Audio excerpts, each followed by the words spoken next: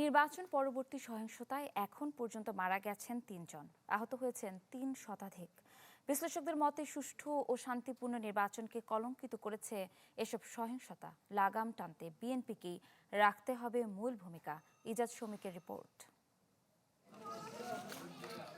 শুক্রবার বাঘেরহাটের ধোপাখালী ইউনিয়নের চিটাবাড়ি গ্রামে বিএনপি ও স্বতন্ত্র প্রার্থী সমর্থকদের সংঘর্ষে নিহত হন স্বতন্ত্র প্রার্থী সমর্থক ওসমান সর্দার।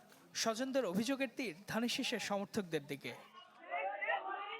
অন্যদিকে মুন্সিগঞ্জের সদর উপজেলায় স্বেচ্ছাসেবক দলের যুগ্ম আহ্বায়ক শাকিল দেওয়ানের নেতৃত্বে কুপিয়ে হত্যার অভিযোগ উঠেছে বিদ্রোহী প্রার্থী সমর্থক মোহাম্মদ জসিমকে। এবারের নির্বাচনে সহিংসতা নিয়ে প্রতিবেদন প্রকাশ করেছে হিউম্যান রাইটস সাপোর্ট সোসাইটি। এতে বলা হয়, ভোটের পরের 2 দিনে 30টি সহিংসতায় এক শিশুসহ নিহত হয়েছেন 3 জন, আর আহত 300-র বেশি।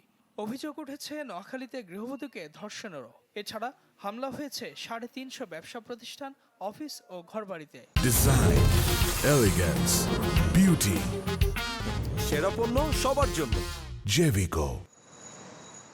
ভোটের ফলাফল ঘোষণার কয়েক ঘন্টার মধ্যে পরাজিতদের উপর আক্রমণ নতুন বাংলাদেশ গড়ার বিপরীত বলে মনে করছেন সাধারণ মানুষ। যে সরকারি আসুক সুন্দরভাবে চালাক, এটা আমরা চাই, মারামারি খুনাখুনি চাই না। ভোট দিয়েছি, আমাদের কাছে এটা ভালো লাগছে, অতিরিক্ত ভালো লাগছে, কিন্তু এখন যে সহিংস হচ্ছে এটা আমাদের কাছে মোটেও ঠিক হয় না। পুরনো ধারা রাজনীতি আমরা 5ই আগস্টের পরে ঝেড়ে ফেলে দিয়েছি। বিরোধী দল কি ছিল? রাষ্ট্রবিজ্ঞানীরা উদাহরণ টানছেন, 2/3 সংখ্যাগরিষ্ঠতা পেয়ে অতীতেও বিরোধী পক্ষকে দমনের চেষ্টা হয়েছিল। এক্ষেত্রে নির্বাচনের পর বিএনপিও তাদের নেতাকর্মীদের ততটা নিয়ন্ত্রণে রাখতে পারেনি বলে মত তাদের। বিগত 2/3 মেজরিটিগুলোতে দেখেছি যে তারা কোনোভাবেই বিরোধী দলকে সহ্য করতে পারতো না আর কি।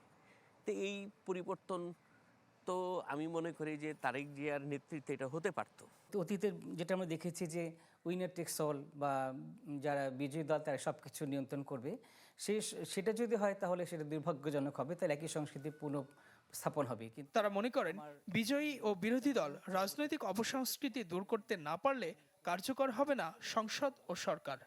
এদের সংঘর্ষের রাজনীতি যদি থাকে তাহলে রাজনৈতিক প্রক্রিয়ায় অব্যাহত কলহ, দ্বন্দ্ব এবং অসহনশীলতা প্রকাশ পাবে, এবং একইভাবে সংসদ কার্যকরী হতে পারবে না। সহিংসতা মানেই তুমি দল থেকে বহিষ্কার, জিরো টলারেন্স।